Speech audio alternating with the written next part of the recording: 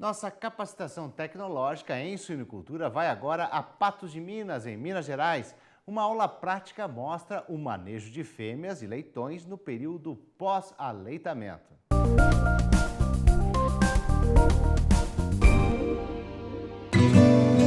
Olá, meu nome é Bruno Zinato Carraro, sou médico veterinário.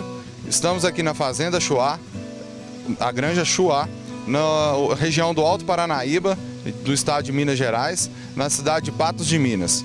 Nessa aula vamos observar alguns manejos importantes de execução dentro da maternidade. Então a intenção, o nosso objetivo é ver a rotina do dia a dia dentro de uma instalação de maternidade e os seus principais manejos para a gente obter os melhores resultados com os leitões.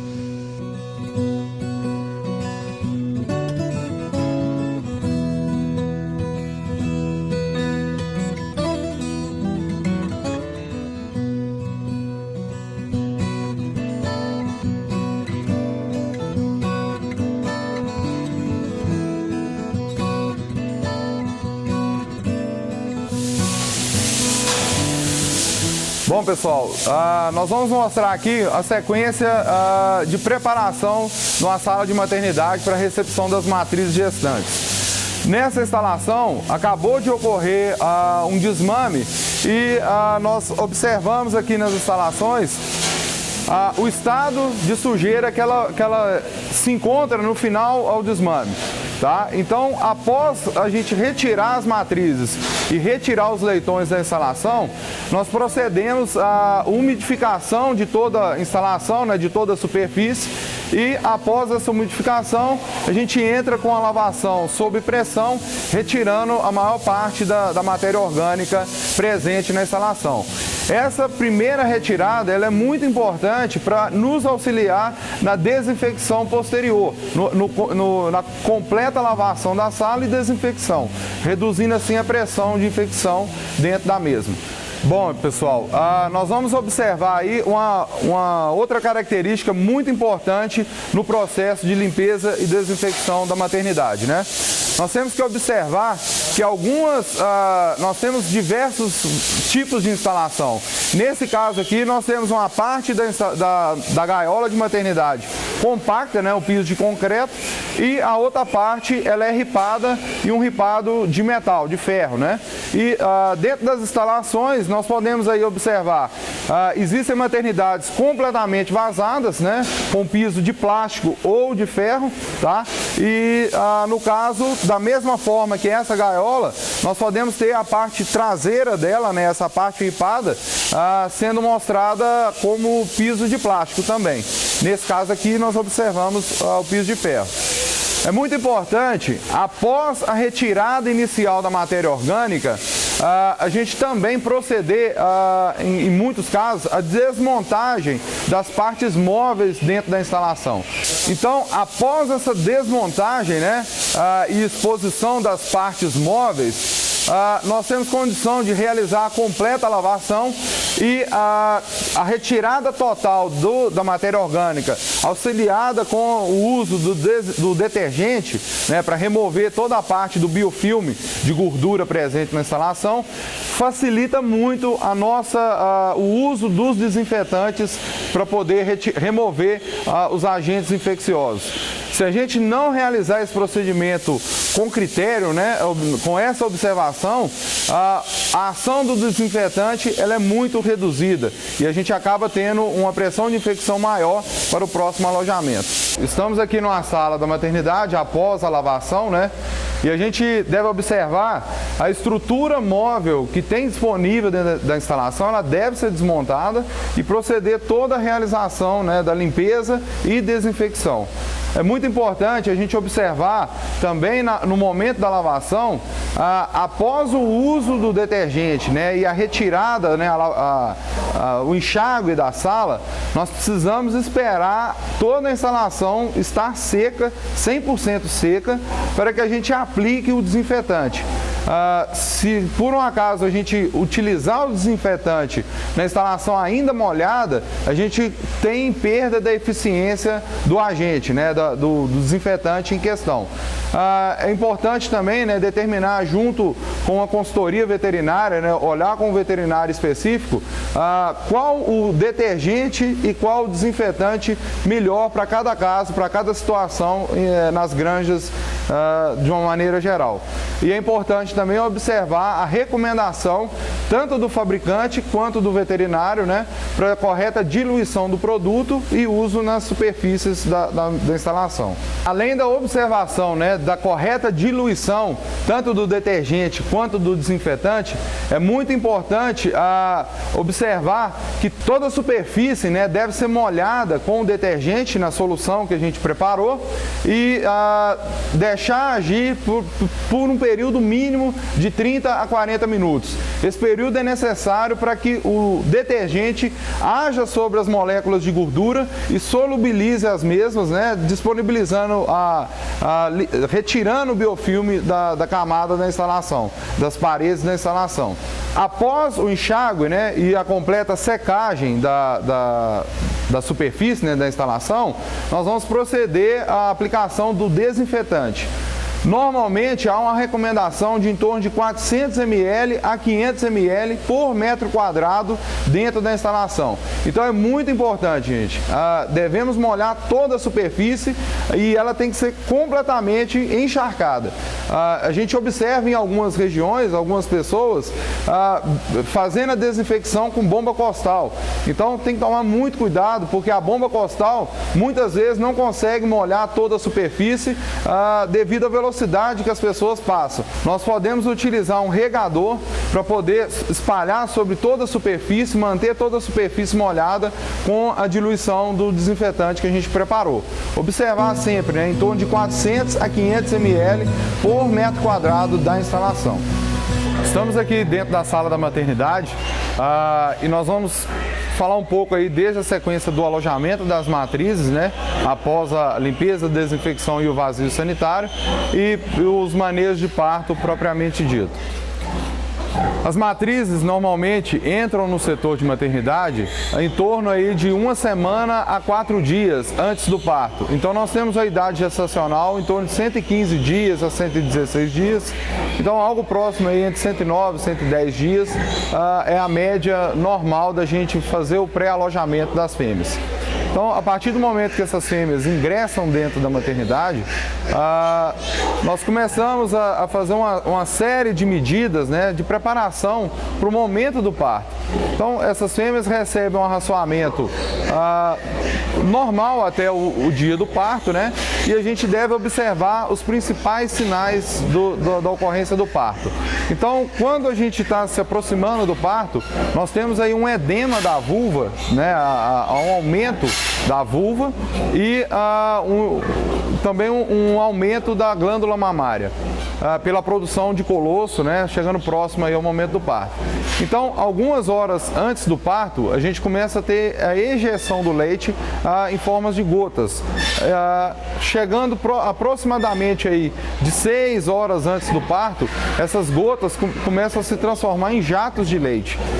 E a gente deve começar aí proceder à preparação do material, né, para fazer propriamente dito o parto. Após a ruptura da bolsa, da placenta da matriz, ela espelha o líquido pela vulva e a gente começa o parto propriamente dito. Então, nós devemos observar a ocorrência, né, de contração no útero da matriz, né? O abdômen da matriz se contrai, nos colocando os leitões no canal do parto e procedendo, realizando propriamente dito o parto dos leitões. A matriz, quando está em contração, né, nós devemos observar aí o intervalo desde o momento da ruptura da bolsa até o momento da saída do leitão. Então, todas as intervenções no parto do leitão devem ser observadas os intervalos. se a gente tem um tempo muito aumentado, né, da distância onde ocorreu a ruptura da bolsa até o momento do parto, nós devemos intervir fazendo massagens, levantando a matriz e auxiliando ela a reposicionar os leitões para auxiliar o parto. Após o nascimento do primeiro leitão, nós devemos proceder à anotação, né, dos dados do parto.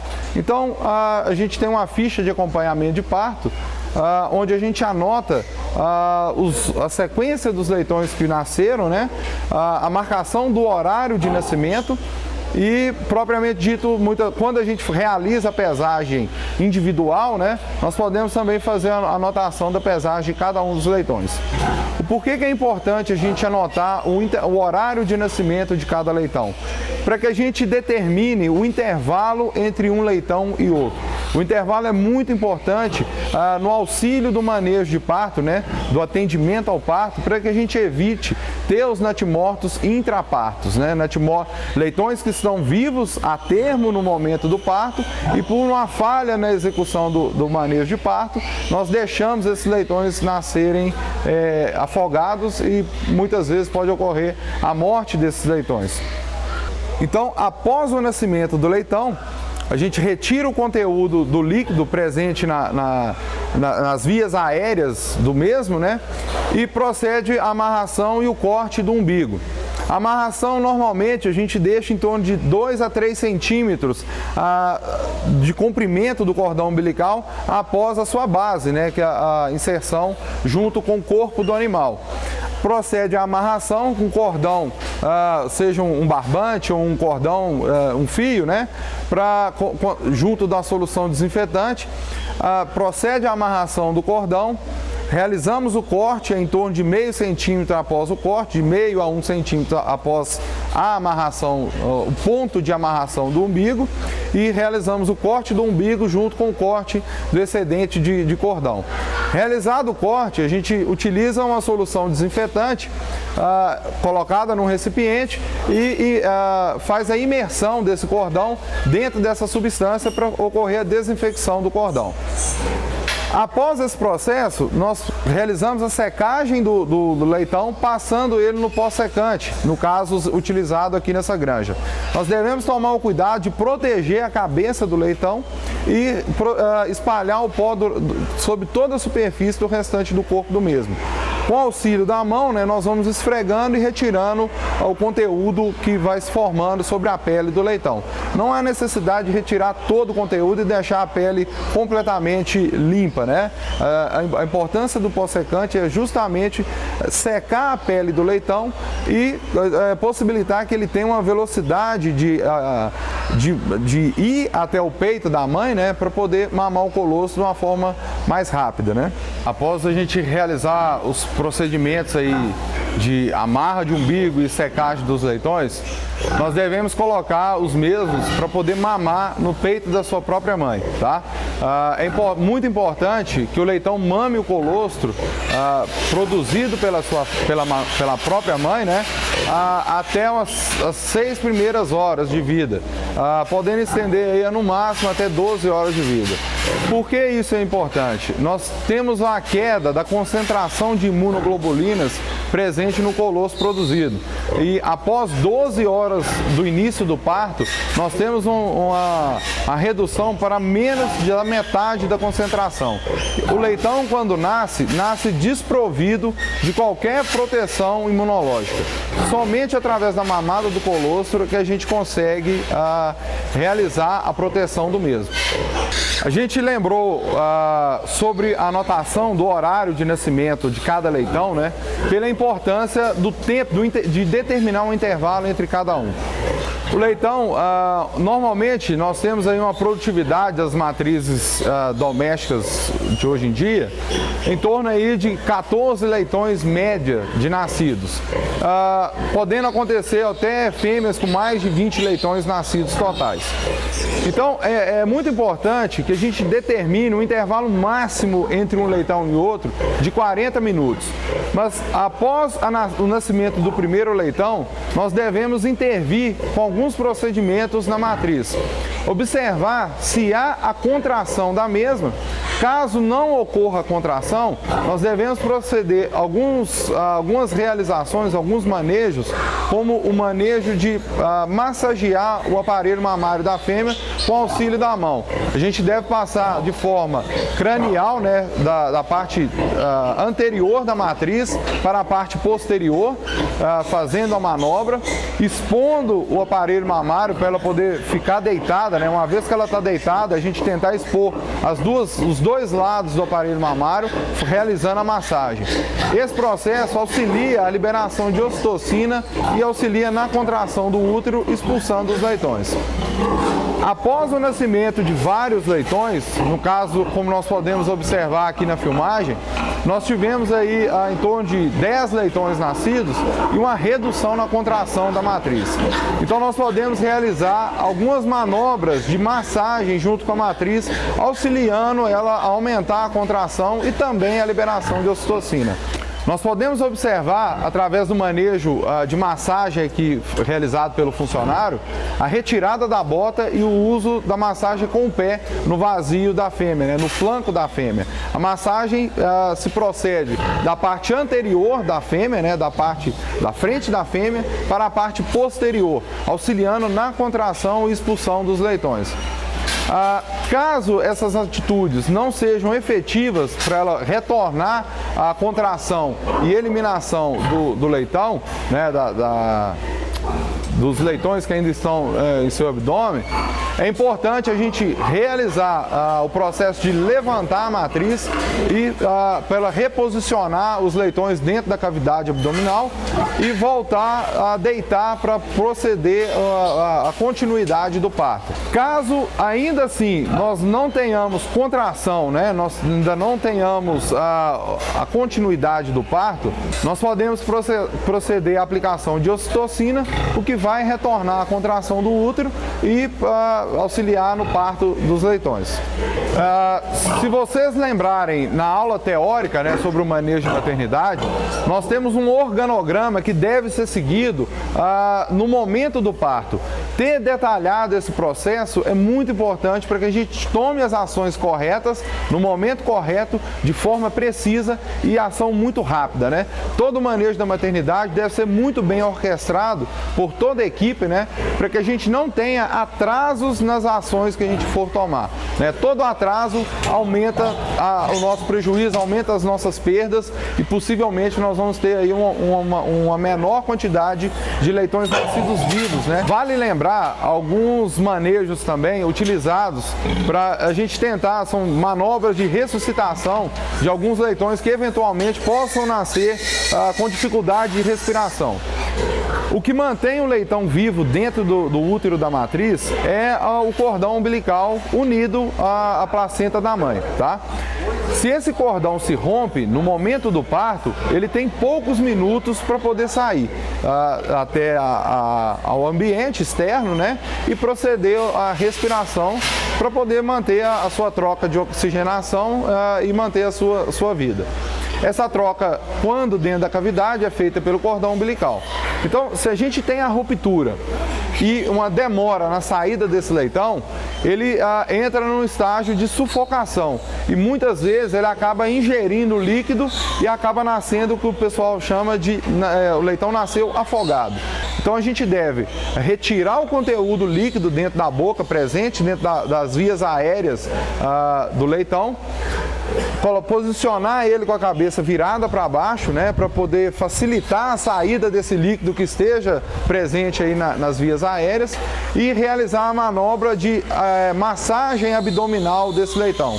Essa massagem abdominal possibilita ele a contrair o diafragma, expulsar o líquido presente no pulmão que eventualmente tenha sido ingerido, né, e possibilitar a entrada de oxigenação, iniciar o movimento respiratório do leitão. O leitão recobrando a consciência, né, iniciando o movimento respiratório, a gente acaba realizando os outros processos, né, amarrando o umbigo, procedendo à secagem e colocando o leitão para poder mamar o colosso da mãe.